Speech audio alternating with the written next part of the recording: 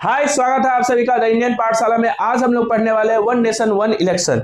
तो ये one nation one election क्या है, एक राष्ट्र एक चुनाव क्या है, इसको थोड़ा सा समझने की कोशिश करते हैं। इसको शॉर्ट फॉर्म में ONOE भी कहा जाता है। तो वन नेशन वन इलेक्शन मतलब एक देश और एक देश में एक ही बार चुनाव होगा।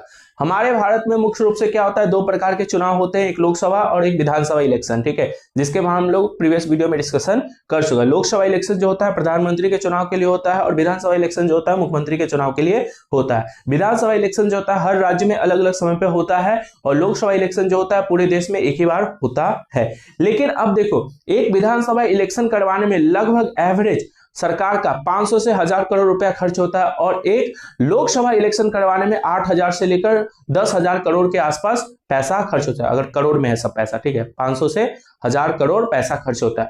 अब एक विधानसभा इलेक्शन कराने में 1000 करोड़ पैसा खर्च होता है, ठीक है, 1000 करोड़ रुपया खर्च होता है। तो सोचो, भारत में 28 राज्य है, 2 केंद्र शासित राज्य दिल्ली और तुम्हारा जो जम्मू कश्मीर, वहां भी इलेक्शन होता है। 30-30 इलेक्शन होता है। 30-30 इलेक्शन में कितने 1000 करोड़ पैसा खर्च हो सकता है। फिर लोकसभा इलेक्शन होगा तो कितना ज्यादा पैसा सरकार का खर्च होता है। ये EVM या फिर जो लोग वहां पे काम करते हैं उनको वेतन देने में, बहुत सारी चीजों में, मैनेजमेंट में क्या होता है, सरकार का पैसा खर्च होता है। इसी कारण से सरकार अब चाह रही है कि पूरा देश में क्या हो, एक ही बार इलेक्शन हो जाए। विधानसभा और तुम्हारा लोकसभा का जो इलेक्शन है वो एक ही बार हो जाए। इसी चीज को हम लोग क्या कहते हैं, आपका वन नेशन वन इलेक्शन। मतलब एक देश है तो देश में हर राज्य में अब अलग अलग विधानसभा इलेक्शन फिर लोकसभा इलेक्शन, ऐसे ना करके एक ही बार इलेक्शन होगा। लोकसभा के लिए भी इलेक्शन उसी समय हो जाएगा, वोट दे देंगे तो लोकसभा को चुन जाएगा, फिर उसी समय उसी दिन वोट देके हम क्या करेंगे, अपना राज्य के लिए जो MLA है उनको भी चुन लेंगे, मुख्यमंत्री को भी चुन लेंगे। तो लोकसभा और सभी राज्यों में विधानसभा के चुनाव एक साथ कराए जाएंगे को ही हम लोग क्या कहते हैं, वन नेशन वन इलेक्शन। ऐसा कभी होता है किसी देश में, ऐसा होता है क्या कि सारा इलेक्शन एक ही बार हो जाए? देखो होता है, कुछ कुछ देश हैं जो ठीक इसी प्रकार का लगभग ढांचा फॉलो करते हैं। दक्षिण अफ्रीका हुआ, स्वीडन हुआ, बेल्जियम हुआ, इंडोनेशिया हुआ, ये कुछ ऐसे देश है जहां पे इस प्रकार के इलेक्शन होते हैं, जहां पे एक ही दिन इलेक्शन होता है और जितना भी चुना जाता है नेता होता है सबको चुन लिया जाता है, चाहे क्षेत्र के लिए हो या प्रेसिडेंट के लिए हो, मुख्यमंत्री के लिए हो, ये सब चुन लिया जाता है।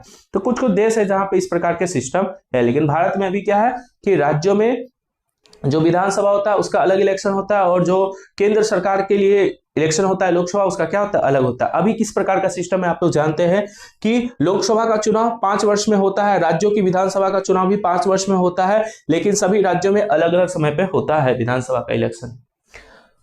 क्या हमेशा से ऐसा था? देखो, भारत में पहली बार जो इलेक्शन हुआ था 1951 से 1952 में हुआ था। भारत में पहली स्वतंत्र भारत में पहला बार इलेक्शन जो हुआ था 1951 से 1952 में हुआ था। अब पहली बार जब इलेक्शन हुआ था तो पहला बार इलेक्शन हुआ था भारत में, राज्य है, राज्य के लिए मुख्यमंत्री चुनना है और सरकार जो केंद्र के लिए क्या करना है, प्रधानमंत्री चुनना है। तो विधानसभा इलेक्शन भी करवाना है और लोकसभा इलेक्शन भी करवाना है। क्योंकि भारत उस समय आजादी हुआ था तो पहले बार जो इलेक्शन हुआ था एक ही साथ हुआ था। राज्यों में जो विधानसभा इलेक्शन हो रहा था और केंद्र में जो लोकसभा इलेक्शन हो रहा था, दोनों का एक ही दिन हुआ था, सब एक ही साथ हो रहा था। ठीक है, 4 बार इलेक्शन वैसे हुआ भी। 1952 में पहली बार इलेक्शन हुआ तो एक ही साथ हुआ। जितने भी राज्य है वहां पे विधानसभा इलेक्शन उसी दिन हो गया और उसी दिन क्या हुआ, लोकसभा इलेक्शन भी हो गया।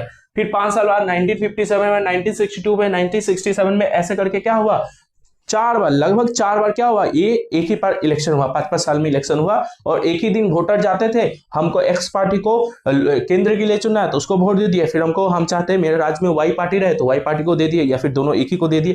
जो मतलब अलग अलग सिस्टम था। ठीक है, ये नहीं कि एक ही वोट दिए, हम 2 बार वोट दे सकते थे, ऐसा वाला सिस्टम था। तो पहले ऐसा नहीं कि वन नेशन वन इलेक्शन का जो थ्योरी है वो नया थ्योरी है, ऐसा कुछ नहीं। भारत में जब पहली बार स्टार्ट किया गया था तो वन नेशन वन इलेक्शन के जैसा ही कुछ था, सिमिलर चीजें थी। देखो, प्रॉब्लम क्या है ना कि वन नेशन वन इलेक्शन करवाने में थोड़ा सा लफड़ा क्यों हो रहा है, अभी समझाने की कोशिश करते हैं। हमारा जो आर्टिकल 83 है उसका भाग 2 है, वो कहता है कि लोकसभा इलेक्शन जब होगा उसके द्वारा जो MP चुने जाएंगे उनका कार्यकाल कितने साल के लिए होगा, 5 वर्ष के लिए होगा। मतलब जो प्रधानमंत्री MP के द्वारा क्या चुना जाता है, प्रधानमंत्री, ज्यादा MP हो गया तो प्रधानमंत्री वो उसी पार्टी का हो जाएगा। तो प्रधानमंत्री का जो कार्यकाल होगा कितने वर्षों के लिए होगा, 5 वर्षों के लिए होगा। ये कौन कहता है, ये हमारा आर्टिकल 83 भाग 2 कहता है कि जो MP होते हैं, संसद पार्लियामेंट के जो MP होते हैं, लोकसभा के जो मेंबर ऑफ लोकसभा होते हैं, ठीक है, उनका जो कार्यकाल होगा, काम होगा, वो कितने साल के लिए होगा, आपका 5 वर्ष के लिए होगा। मतलब 5 वर्ष के लिए PM चुने जाएंगे। ये कौन बोलता है, आपका आर्टिकल नंबर 83 संविधान का द्वितीय भाग बोलता है। ठीक है, विधानसभा के लिए क्या बोलता है, राज्यों में जो विधानसभा होती है उनके लिए बोला गया, ठीक, अनुच्छेद 172 में बोला गया भाग 1 में कि राज्यों में विधानसभा का कार्यकाल 5 वर्ष के लिए होगा। ठीक है, मतलब जो एमएलए काम करते हैं राज्यों में वो भी 5 वर्ष के लिए चुने जाएंगे, और जो केंद्र में एमपी काम करते हैं वो भी कितने वर्ष के लिए चुने जाएंगे, 5 वर्ष के लिए चुने जाएंगे। तो होगा क्या, देखो पहला बार इलेक्शन जब हुआ था 1952 में कंप्लीट हुआ था, तो एमपी एमएलए दोनों को एक साथ मान के चलो चुना गया राज्यों में और केंद्र में। ठीक है, मतलब मुख्यमंत्री हर राज्य में मुख्यमंत्री एक ही बार चुन लिया गया और एमपी भी एक ही बार चुन लिया गया। फिर 5 साल बाद 1957 में ऐसे ही हुआ, सेम सब कुछ चलते रहा। फिर 1962 में, फिर 1967 में, एकदम सब सिमिलर था, 5-5 के लिए बोले ना, 5 साल के लिए होते, ये भी 5 साल बाद इसका भी इलेक्शन होगा, फिर इलेक्शन, तो एक ही टाइम हो गया, एक ही टाइम हो गया, एक ही टाइम हो गया, सब कुछ सिमिलर चल रहा था, सब कुछ अच्छा चल रहा था। ठीक है, मैच कर रहा था सब कुछ टाइम में। लेकिन फिर क्या हुआ ना, कुछ ऐसा प्रॉब्लम हो गया कि राज्य जो है, राज्यों में जो मुख्यमंत्री होते हैं ना, उनको वक्त से पहले ही इस्तीफा देना पड़ गया। मान के चलो अगला बार इलेक्शन होगा तो 5 बार कब होना चाहिए, अगला बार इलेक्शन होना चाहिए, तो तुम्हारा 3 इसमें ऐड करो तो कितना हो जाएगा, 70-72। 1972 में इलेक्शन होना चाहिए, और यहाँ भी 1972 में जो भी राज्य है उसमें इलेक्शन होना चाहिए। ठीक है, अब हम क्या करें ना कि यहाँ पे बन गया, मस्त बन गया, लेकिन 2 साल बाद जाके ही ये अपना बहुमत खो दिया। अपना बहुमत क्या हुआ, खो दिया। मतलब उस राज्य में मुख्यमंत्री बने रहने के लिए उसको जितना सीट चाहिए था, जितना एमएलए चाहिए था, उसके पार्टी को छोड़ के चले गए, जिसके कारण से क्या होगा, वहां पे नया मुख्यमंत्री चुना जाएगा, नया इलेक्शन होगा, और नया मुख्यमंत्री जैसे ही नया वोटिंग होगा, नया एमएलए चुना जाएगा, नया मुख्यमंत्री चुना जाएगा, तो वो कितने साल के लिए हो गया, 5 साल के लिए। तो वो जब 5 साल के लिए हो जाएगा तो फिर इस टाइम से क्या होगा, मैच नहीं खाएगा। ऐसे करते करते भारत के अलग अलग राज्यों में इस प्रकार से कई बार मुख्यमंत्री का इस्तीफा, और जिसके कारण से क्या, ये जो टाइमिंग हुआ ये मिसमैच हो गया, जिसके बाद भारत में राज्यों में जो विधानसभा इलेक्शन होने लगा और लोकसभा इलेक्शन होने लगा, उसका टाइमिंग मिसमैच हो गया, जिसके कारण से क्या हो गया, वो लोग अलग अलग टाइम पे इलेक्शन होने लगा, लेकिन स्टार्टिंग सबका सेम ही हुआ था।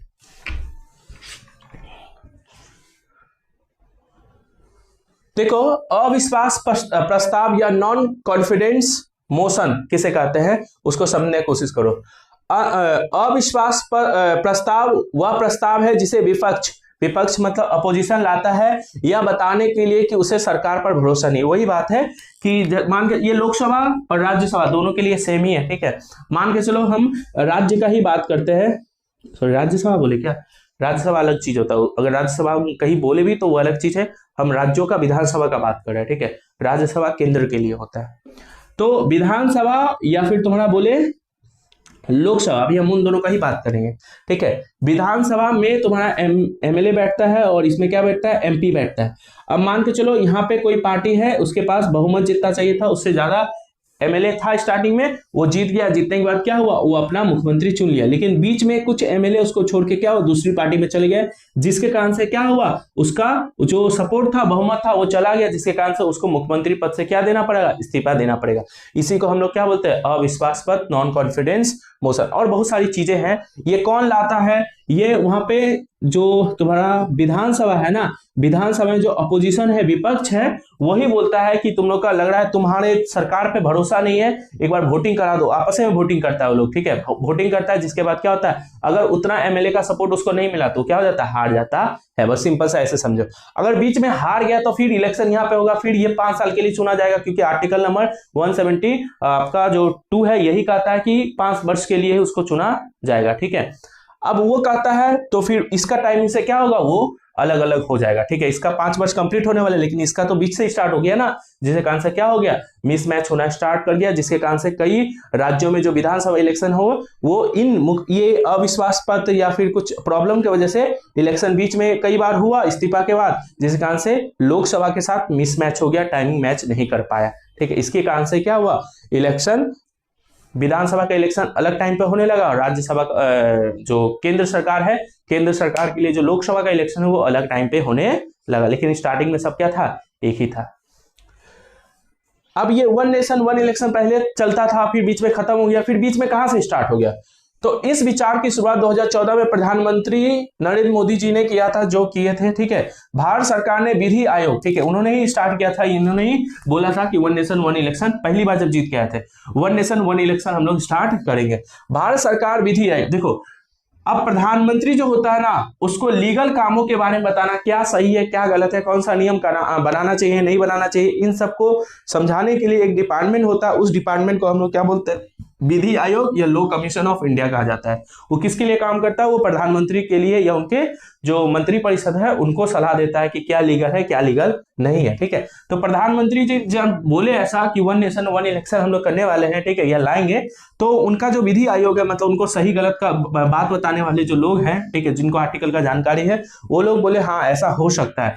2018 में अपना रिपोर्ट दिए, ठीक है, और बोले ऐसा हो सकता है, ऐसा किया जा सकता है। देखो क्या एक साथ चुनाव कराना संभव है, लेकिन प्रॉब्लम क्या है, इसके लिए संविधान में संशोधन करना पड़ेगा। संविधान में क्या करना पड़ेगा, संशोधन, अमेंडमेंट करना पड़ेगा, मतलब कुछ बदलाव करना पड़ेगा। कुछ क्या करना पड़ेगा, बदलाव करना पड़ेगा।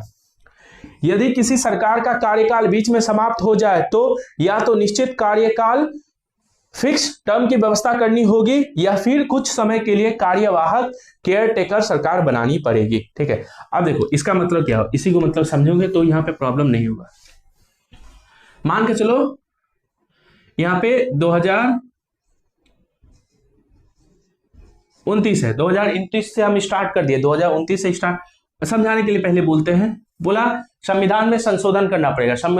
संविधान में संशोधन करने का मतलब क्या हुआ, फेरबदल करना पड़ेगा। देखो तुम लोग को जैसा का पता है यूपी में इलेक्शन होने वाला है, विधानसभा के इलेक्शन 2027 में, ठीक है, और लोकसभा पूरे भारत में लोकसभा का इलेक्शन कब होने वाला है, 2029 में। तो 2029 में सरकार बोले कि सब इलेक्शन अब एक ही बार होगा, लेकिन इसका टर्म पूरा होगा क्या, इसका टर्म तो 2027 से 2 ही साल हुआ, मतलब 2 ही साल में क्या इलेक्शन हो जाएगा, इसका क्या इसको फेरबदल कर देगा क्या, हाँ। तो इसके लिए लेकिन हमारा जो आर्टिकल है, आर्टिकल नंबर 172 बोलता है कि जो विधानसभा इलेक्शन होगा उसमें जो कार्यकाल होगा वो 5 वर्ष के लिए होगा, लेकिन यहाँ तो बोल रहा है कि 2 ही वर्ष बाद क्या हो जाएगा, यहाँ पे फिर से नया मुख्यमंत्री चुना जाएगा टाइमिंग मैच करवाने के लिए। तो इसी के लिए तो संशोधन करना पड़ेगा कि भाई आर्टिकल बोलता है कि 172 जो है वो बोलता है कि 5 साल के लिए होगा, बट हम लोग क्या करेंगे, चूंकि हम लोग को टाइमिंग मैच करवाना है, इसी का आंसर हम लोग क्या करेंगे कि नया संविधान संशोधन कर देंगे, थोड़ा फेरबदल कर देंगे और बोलेंगे कि अभी 2 ही वर्ष के लिए होगा, और उसके बाद जो होगा वो फिर कितने साल के लिए होगा, 5 वर्ष के लिए होगा, ऐसा संशोधन कर देंगे। तो थोड़ा फेरबदल करने का वो लोग बोलता है, जिसका टाइमिंग मान के चलो किसी का 28 में इलेक्शन हुआ, ठीक है, अब 28 में इलेक्शन हुआ तो क्या हुआ, तुम्हारा फिर से 1 ही साल वो चल पाएगा, ठीक है, तो 1 साल के लिए देगा, फिर वहां उसके बाद बोलेगा 5 साल के लिए करो। इस तरीके से थोड़ा फेरबदल हम लोग को करना ही पड़ेगा, लेकिन इसके लिए कोई राज्यों का जो पार्टी वार्टी हो मानेगा क्या, तो नहीं मान रहा है, इसी कारण से इसमें क्या हो रहा है, बहुत ज्यादा प्रॉब्लम हो रहा है। और ऊपर से बोला भैया अगर मान लीजिए यहां से स्टार्ट भी कर दिया, यहां से सब लोग स्टार्ट कर दिया, लेकिन फिर से अगर कोई मुख्यमंत्री जो है इस्तीफा दे दे, अविश्वास पत्र आ जाए, ठीक है, जिसके कारण से वो सपोर्ट खो जाए, तो क्या होगा, तो इसी कारण से ये बोला गया है यदि किसी सरकार का कार्यकाल बीच में समाप्त हो जाए, मतलब इस्तीफा दे दे, तो ये तो निश्चित कार्यकाल की व्यवस्था करनी होगी। मतलब अब जो नया इलेक्शन होगा ना, नया इलेक्शन में उसको बोल दिया गया है कि पुराना वाला जो है 2 साल ले लिया है, अब तुम सिर्फ 3 साल के लिए ही क्या कर सकता है, अपना जीत के अगर आएगा तो 3 साल ही काम कर सकता है, तुमको नया 5 साल नहीं मिलेगा, क्योंकि फिर हमको क्या करना है 2034 में फिर से लोकसभा के 2034 में क्या करना है, लोकसभा के साथ फिर से हमको क्या करना है, इलेक्शन करवाना है, तो तुमको यहाँ से 5 साल नहीं मिलेगा, यहाँ से कितना साल मिलेगा, 2 ही साल मिलेगा। तो ही बोलता है कि फिक्स टर्म मतलब इतना समय के लिए तुमको दिया जाएगा, ठीक है, या फिर कुछ समय के लिए कार्यवाहक सरकार बनानी पड़ेगी, या फिर मतलब मान के चलो विपक्ष जो है वो बोल रहा है कि इसको हटा दो, एमएलए जो है उससे सपोर्ट ले ले, और ये जो एमएलए सपोर्ट लेंगे ये सब कौन करेगा, विपक्ष ही स्टार्ट करेगा ये सब चीजों का, ठीक है। विपक्ष बोलेगा कि यहाँ का मुख्यमंत्री है, अब देखो मुख्यमंत्री अच्छा काम नहीं कर रहा है, इसका कुछ एमएलए जो है ना खुद ही इसको सपोर्ट नहीं कर रहा है, फिर से तो वो विधानसभा में इलेक्शन होगा, बहुत सारा इसका अविश्वास पत्र का होता है, उतना हम डिटेल में नहीं जा रहे हैं, इलेक्शन होगा। अब इलेक्शन होगा तो फिर वो मान के चलो हार गया, मुख्यमंत्री जो है उतना सपोर्ट जितना बहुमत चाहिए था उतना उसको नहीं मिला, तो फिर क्या होगा, तो ये वाला बोलता है एक तो दो बताया है, जो लॉ कमीशन है वो 2 सुझाव दिया, एक तो क्या कि मान के चलो 2 वर्ष बाद वो अपना जो विश्वास है खो दिया, ठीक है, या फिर वो इस्तीफा देना पड़ गया उसको क्योंकि एमएलए उसको सपोर्ट नहीं किया, तो उसके बाद जो नया इलेक्शन होगा वो कितने वर्ष के लिए होगा, 3 वर्ष के लिए होगा, या फिर जो अपोजिशन है जो ऐसा करेगा ना वही बताएगा कि हमको कि इसको हम हटा रहे हैं, एमएलए यहाँ पे जो है इसको सपोर्ट में इतना एमएलए नहीं है, इसको हम हटा देते हैं, अब नया जो ये व्यक्ति है इसके सपोर्ट में इतना एमएलए है, इसको आप क्या बना दीजिए, इतने वर्षों के लिए क्या बना दीजिए, मुख्यमंत्री बना दीजिए, इलेक्शन करवाने का कोई जरूरत नहीं है। उसके सपोर्ट में अगर दूसरे वाले के सपोर्ट में इतना एमएलए चला गया जितना चाहिए था, तो उसी को बोलते हैं केयर टेकर। मतलब एक आदमी है वो चला गया, फिर उसके बाद तुम 3 वर्ष के लिए क्या करो, उसको केयर टेक करो। क्योंकि हम चाहते हैं कि दोबारा इलेक्शन ना हो, उसमें उतना खर्चा ना हो, तो तुम ही लोग अगर उसको हटाएगा,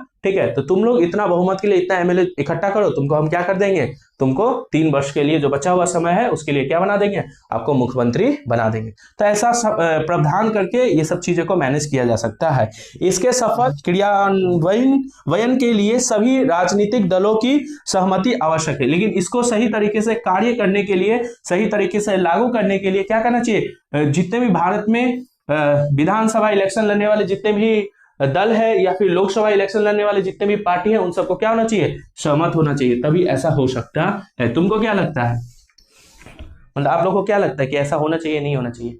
ठीक है, तो ये किसने बोला, ये सरकार को सही गलत का जो कानूनी सही गलत के बारे में बताता है लो कमीशन, उसने ही बोला। लेकिन भारत में इलेक्शन कौन करवाता है, भारत में इलेक्शन करवाता है आपका इलेक्शन कमीशन ऑफ इंडिया। वो क्या बोलता है इसके बारे में, पूरे देश में एक साथ चुनाव कराना हो सकता है, पहले भी होता था, हो सकता है, ऐसा नहीं है, लेकिन इसके लिए संविधान और कानून बदलना पड़ेगा, संशोधन करना पड़ेगा। बहुत सारी ईवीएम मशीनें, कर्मचारी सुरक्षा बल लाना, ईवीएम मशीन लाना पड़ेगा, क्योंकि भाई एक ही दिन में 2 इलेक्शन होगा, ठीक है, यहीं पे। अब यहाँ लोकसभा के लिए अलग से ईवीएम होगा और राज्य के विधानसभा के लिए क्या होगा, अलग से ईवीएम होगा, ठीक है। ऐसा हुआ था, उड़ीसा में हुआ था, ठीक है। कभी कभी मैच कर जाता है लोकसभा और विधानसभा वाला, ठीक है, तो क्या होता है, ऐसा होता है, ऐसा कुछ नहीं है, ठीक है। लेकिन ये पूरा इंडिया में ही ऐसा होना चाहिए, तो हाँ हो सकता है, लेकिन ईवीएम क्या करना पड़ेगा, दोगुना करना पड़ेगा हमको।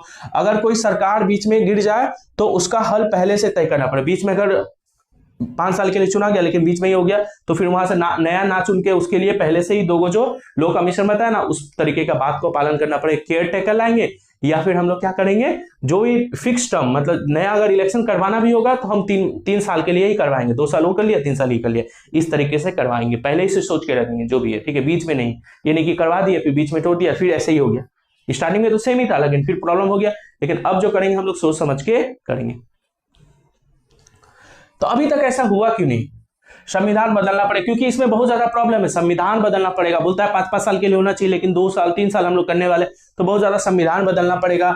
सभी राजनीतिक दल तैयार होना चाहिए, सरकार बीच में गिर सकती है, उसके लिए पहले से हम लोग को योजना बना के रखना पड़ेगा। बहुत बड़ी तैयारी, ईवीएम बहुत ज्यादा लाना पड़ेगा, तो बहुत बड़ी तैयारी करनी पड़ेगी। इसी कारण से अभी चीज ये बात ही हो रहा है, अभी तक इंप्लीमेंट नहीं हुआ, ठीक है। क्योंकि जितने भी भारत में राज्य है, सभी राज्यों के जो पार्टी है वो उस पर सहमत होना चाहिए। बहुत बड़ा ये है, इसका कोई फायदा या नुकसान है क्या, बहुत ज्यादा फायदा। देखो, एक विधानसभा चुनाव करवाने में सरकार का 500 से 1000 करोड़ रुपया खर्च होता है, ठीक है। एक लोकसभा चुनाव कराने सरकार का 8000 से लेकर 10,000 करोड़ रुपया खर्च होता है। तो ये दोनों एक साथ होगा तो समझ सकता है ना कितना पैसा बचेगा। अगर दोनों चुनाव एक साथ होंगे तो या खर्च कम हो जाएगा। एक साथ चुनाव होंगे तो आचार संहिता बार बार नहीं, आचार संहिता क्या होता है, कोड ऑफ कंडक्ट, ठीक है, कि आचार संहिता, इलेक्शन से पहले आचार संहिता लग जाता है, जिसमें सरकार जो होता है फिर कोई विकास का काम नहीं कर पाता है। तो हर राज्य में क्या होता है, इलेक्शन होता है, हर बार लगते रहता है, जिसके कारण विकास का काम जो है रुक सकता है। थोड़ा इलेक्शन जब तक नहीं होगा तब तक रुक जाता है। तो एक ही बार होगा सब इलेक्शन, तो एक ही बार लगेगा, उसके बाद क्या होगा, बार बार नहीं लगेगा अलग अलग राज्यों में, जिसके कारण विकास का काम क्या है, होते रहेगा। एक साथ चुनाव होने से कर्मचारी सुरक्षा बल बार बार तैनात नहीं होंगे, जिससे समय की बचत होगी। नेता लोग बार बार चुनाव प्रचार में पैसा और समय खर्च नहीं, नेता दिखता है भारत में जितने भी नेता हमेशा इधर उधर, भारत में तो हमेशा इलेक्शन होता है तो नेता लोग कभी इधर कभी उधर कभी उधर चुनाव प्रचार में लगा रहता है, ठीक है। लेकिन एक ही बार हो जाएगा तो फिर अपना 5 साल के लिए क्या करेगा, काम करेगा अच्छे से। इसी कारण से नुकसान भी है, अगर कोई सरकार बीच में गिर जाए तो बड़ी समस्या हो सकती है, उसके लिए पहले से हम लोग प्रावधान करके रखना पड़ेगा, ठीक है। लेकिन हो सकता है भाई सरकार के स्थानीय मुद्दे राष्ट्रीय मुद्दे के नीचे दब जाएगा, ठीक है। जब दोनों इलेक्शन एक ही बार होगा तो जो छोटे छोटे क्षेत्र के जो मुद्दे हैं ना, वो बड़े बड़े केंद्र के मुद्दों के सामने क्या हो जाएंगे, दब जाएंगे। क्योंकि केंद्र के मुद्दे क्या है, केंद्र के मुद्दे है सुरक्षा, जीडीपी, ये सब चीजें। लेकिन छोटे छोटे मुद्दे क्या है, तुम किस लिए एमएलए को चुनता है कि मेरे जो सड़क है वो बनना चाहिए, बिजली बनना चाहिए। लेकिन ये सारे छोटे छोटे मुद्दे बड़े बड़े मुद्दों के सामने क्या हो जाएंगे, दब जाएंगे, छिप जाएंगे, ठीक है। तो नुकसान भी है, संविधान में बड़े बदलाव करना पड़ेगा, सभी राजनीतिक दल सहमत नहीं होंगे, तो ये सब क्या है, नुकसान और दंगा फसाद हो सकता है इन सब चीजों से। इसी कारण से सरकार इसको अच्छे तरीके से इंप्लीमेंट नहीं कर पा रहा है। तो वन नेशन वन इलेक्शन बस एक ही चीज है कि सभी जो विधानसभा इलेक्शन होता है और लोकसभा इलेक्शन जो होता है उसका टाइमिंग मैच का पहले होता था, लेकिन अब टाइमिंग मैच नहीं है, तो कुछ ऐसा करके हम लोग टाइमिंग क्या कर दे, मैच करवा दे। ठीक है, तो यही है वन नेशन वन इलेक्शन। आपको क्या लगता है इस पे कि वन नेशन वन इलेक्शन हमारे भारत के लिए अच्छा है या गलत है? वन नेशन वन इलेक्शन अच्छा है या गलत है? इसके बारे में अपने विचार कमेंट में दीजिए। चलिए ठीक है, अगर कुछ अदर टॉपिक को आपको डिस्कस करना है, जानना है डिटेल में, तो हमको बोलिएगा, हम उस पर वीडियो बनाए। चलिए धन्यवाद।